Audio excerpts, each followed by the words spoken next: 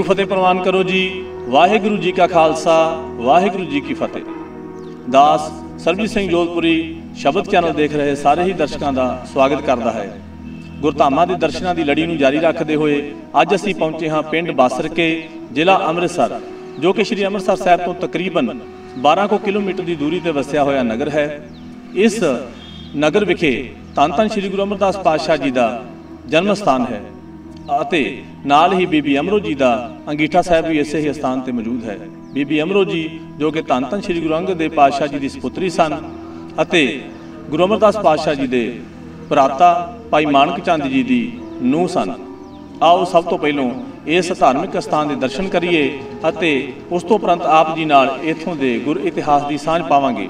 श्री गुरु अमरदास पातशाह जी के जन्म स्थान के मुख ग्रंथी भाई साहब भाई रछपाल सिंह जी आप सब संगतां दे नाल इत्थों के गुर इतिहास की सांझ पाउणगे।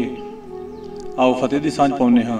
वाहिगुरू जी का खालसा, वाहिगुरू जी की फतेह। भाई रछपाल सिंह जी आप जी साडी संगत दे नाल इत्थों के इतिहास की सांझ पाओ। सतगुरु गुरु अमरदास पातशाह महाराज जी का इतिहास बड़ा लंबेरा, पर आप जी नाल आपां संखेप विच इतिहास बारे जानकारी करांगे।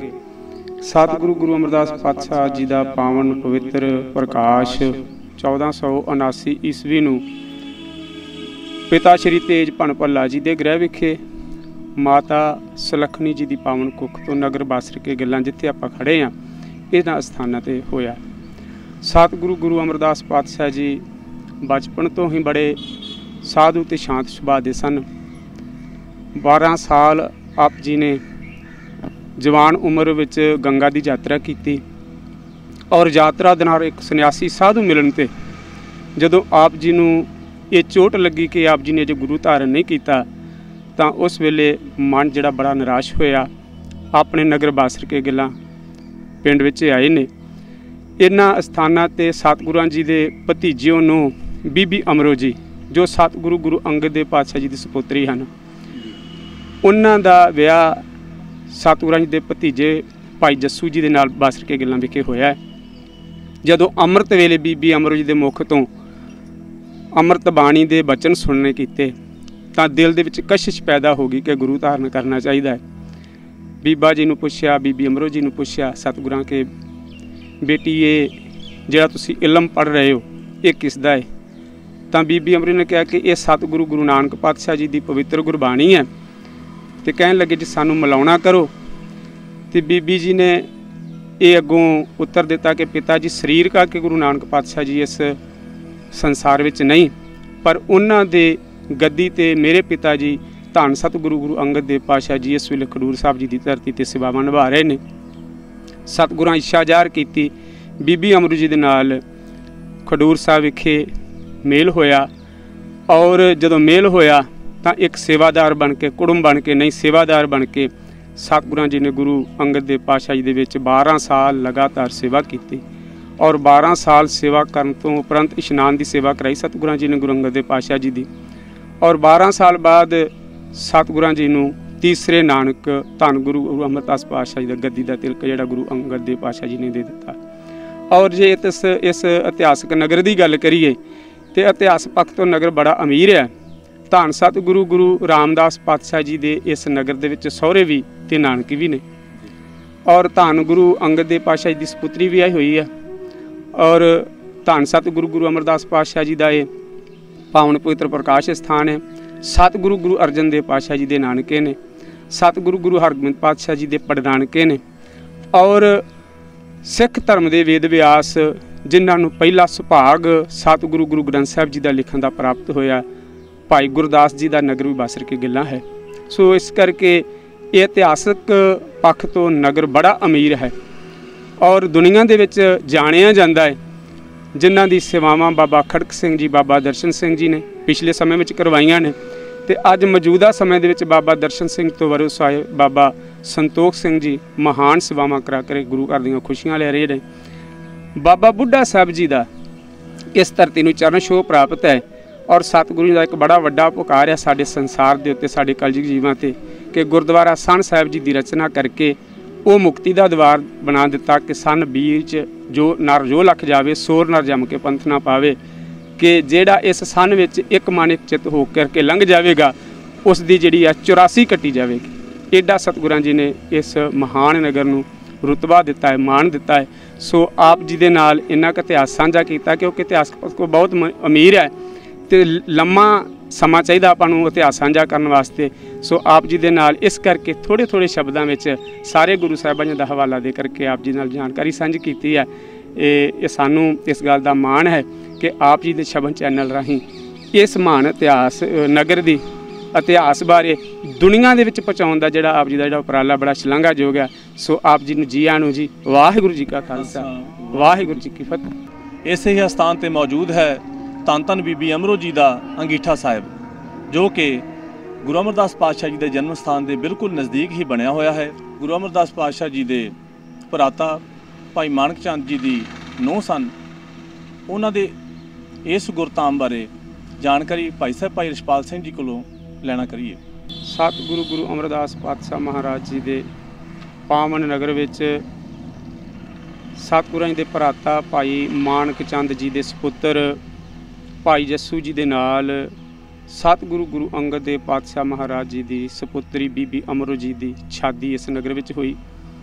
ਜਿਵੇਂ ਕਿ ਆਪ ਜੀ ਨੂੰ ਪਹਿਲਾਂ ਦੱਸ ਚੁੱਕੇ ਹਾਂ ਕਿ ਸਤਿਗੁਰਾਂ ਜੀ ਨੇ ਜਦੋਂ ਬੀਬੀ ਜੀ ਦੇ ਪਾਵਨ ਮੁਖ ਤੋਂ ਪਵਿੱਤਰ ਗੁਰੂ ਨਾਨਕ ਪਾਤਸ਼ਾਹ ਜੀ ਦੀ ਬਾਣੀ ਦੇ ਸ਼ਬਦ ਸ਼ਰਵਣ ਕੀਤੇ ਤੇ ਮਨ ਵਿੱਚ ਗੁਰੂ ਧਾਰਨ ਦੀ ਚੇਸ਼ਟਾ ਲੱਗ ਗਈ।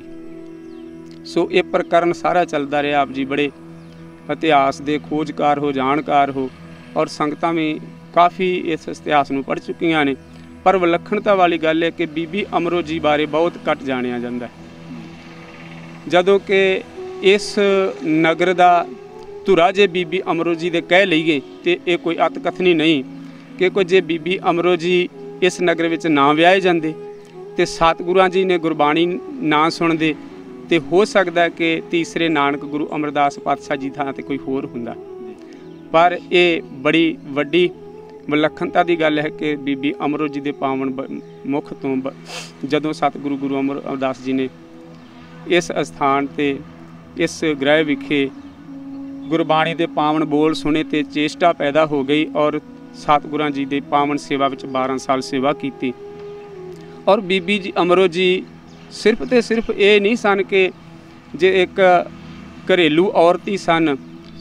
ਗੁਰੂ ਅੰਗਦ ਦੇਵ ਪਾਤਸ਼ਾਹ ਜੀ ਦੀ ਸਪੁੱਤਰੀ ਹੋਣ ਕਰਕੇ ਉਹਨਾਂ ਨੂੰ ਇਹ ਗੁੜਤੀ ਵਿੱਚ ਸੀ ਸਭ ਕੁਝ ਮਿਲਿਆ ਸੀ ਕਿ ਬਹੁਤ ਸਾਰੀ ਗੁਰਬਾਣੀ ਬੀਬੀ ਅਮਰੋ ਜੀ ਨੂੰ ਜ਼ੁਬਾਨੀ ਕੰਠ ਸੀ। ਤੇ ਉਹ ਹਰ ਵੇਲੇ ਜਦੋਂ ਵੀ ਘਰ ਦੇ ਕਾਰ ਵਿਹਾਰ ਕਰਦੇ ਸਨ ਉਹ ਗੁਰਬਾਣੀ ਮੂੰਹੋਂ ਜਪਦੇ ਹੀ ਰਹਿੰਦੇ ਸਨ। ਉਹਨਾਂ ਦੇ ਮੁਖ ਤੋਂ ਗੁਰਬਾਣੀ ਚੱਲਦੀ ਰਹਿੰਦੀ ਸੀ। ਤੇ ਇਹ ਸਾਰੇ ਸੰਸਕਾਰ ਸਤਿਗੁਰੂ ਗੁਰੂ ਅੰਗਦ ਦੇਵ ਪਾਤਸ਼ਾਹ ਜੀ ਤੇ ਉਹਨਾਂ ਦੀ ਮਾਤਾ ਬੀਬੀ ਅਮਰੋ ਜੀ ਦੀ ਮਾਤਾ ਖੀਵੀ ਜੀ ਦੇ ਉਹਨਾਂ ਨੇ ਇਹ ਸੰਸਕਾਰ ਦਿੱਤੇ ਕਿਉਂਕਿ ਗੁਰੂ ਨਾਨਕ ਪਾਤਸ਼ਾਹ ਜੀ ਜੋਤ ਚੱਲਦੀ ਆਈ ਤੇ ਉਸ ਜੋਤ ਦੇ ਵਾਰਸ ਗੁਰੂ ਅੰਗਦ ਦੇਵ ਵੀ ਪਾਤਸ਼ਾਹ ਜੀ ਸਨ ਔਰ ਗੁਰੂ ਅੰਗਦ ਦੇਵ ਪਾਤਸ਼ਾਹ ਜੀ ਦੀ ਲੜਕੀ ਬੀਬੀ ਅਮਰੋ ਜੀ। ਇਸ ਕਰਕੇ ਉਹਨਾਂ ਦੀ ਵਿਲੱਖਣਤਾ ਜਿਹੜੀ ਆ ਉਹ ਗੁਰਬਾਣੀ ਤੋਂ ਹੀ ਜ਼ਾਹਰ ਹੁੰਦੀ ਹੈ। ਤੇ ਉਹ ਇਸ ਨਗਰ ਵਿੱਚ ਵਿਆਹੇ ਗਏ ਤੇ ਸਾਰਾ ਨਗਰ ਸਾਰੀ ਉਮਰ ਉਹਨਾਂ ਨੇ ਇਸੇ ਨਗਰ ਵਿੱਚ ਬਤੀਤ ਕੀਤੀ। ਤੇ ਅਖੀਰਲੇ ਸਵਾਸ ਜਦੋਂ ਉਹਨਾਂ ਦੇ ਪੂਰੇ ਹੋਏ ਤੇ ਉਹਨਾਂ ਦਾ ਦਿਹਰਾ ਜਿਹੜਾ ਹੈ ਇਹ ਜਿਹੜਾ ਆਪਾਂ ਦਰਸ਼ਨ ਕਰ ਰਹੇ ਹਾਂ ਗੁਰਦੁਆਰਾ ਸਾਹਿਬ ਇੱਥੇ ਉਹਨਾਂ ਦਾ ਅੰਤਮ ਸੰਸਕਾਰ ਕੀਤਾ ਗਿਆ। ਔਰ ਸਤਿਗੁਰੂ ਗੁਰੂ ਅਮਰਦਾਸ ਪਾਤਸ਼ਾਹ ਜੀ ਨੇ ਇਹ ਆਪਣੇ ਗ੍ਰਹਿ ਦੇ ਵਿੱਚ ਆਪਣੇ ਉਹਨਾਂ ਦਾ ਜੱਦੀ ਇਹ ਸਾਰਾ ਉਹਨਾਂ ਦਾ ਜ਼ਮੀਨ ਜਾਇਦਾਦ ਸੀ ਜਿਸ ਵਿੱਚ ਉਹਨਾਂ ਨੇ ਬੀਬੀ ਅਮਰੋ ਜੀ ਦਾ ਸੰਸਕਾਰ ਕੀਤਾ ਹੈ ਔਰ ਬੜੇ ਮਾਣ ਬੀਬੀ ਅਮਰੋ ਜੀ ਨੂੰ ਦਿੱਤਾ ਹੈ।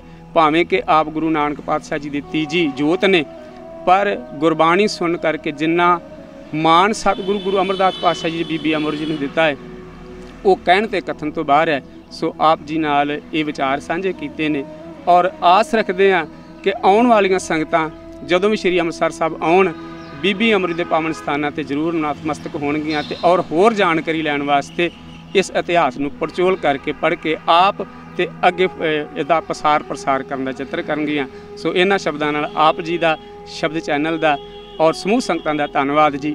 ਵਾਹਿਗੁਰੂ ਜੀ ਕਾ ਖਾਲਸਾ, ਵਾਹਿਗੁਰੂ ਜੀ ਕੀ ਫਤਿਹ। ਸੋ ਆਪ ਜੀ ਨੇ ਭਾਈ ਸਾਹਿਬ ਭਾਈ ਰਛਪਾਲ ਸਿੰਘ ਜੀ ਕੋਲੋਂ ਇਸ ਧਾਰਮਿਕ ਅਸਥਾਨ ਦੇ ਇਤਿਹਾਸ ਬਾਰੇ ਜਾਣਨਾ ਕੀਤਾ ਹੈ।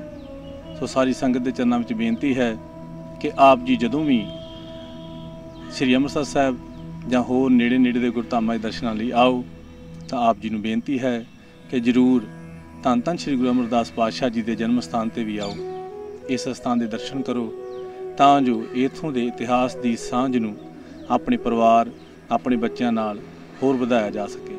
गुरधामां दे दर्शनां की लड़ी नूं अगे भी जारी रखांगे। अज दे सफ़र की इत्थे ही समाप्ति है। दास सरबजीत सिंह जोधपुरी कैमरामैन वंश दे नाल शबद चैनल। वाहिगुरू जी का खालसा वाहिगुरू जी की फतेह।